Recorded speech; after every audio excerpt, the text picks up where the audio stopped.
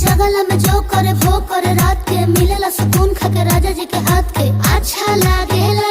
कमर ककरी से भइल काटा हराबा हो गलिया लागेला जान टमा डराबा हो गलिया लागेला जान टमा डराबा हो।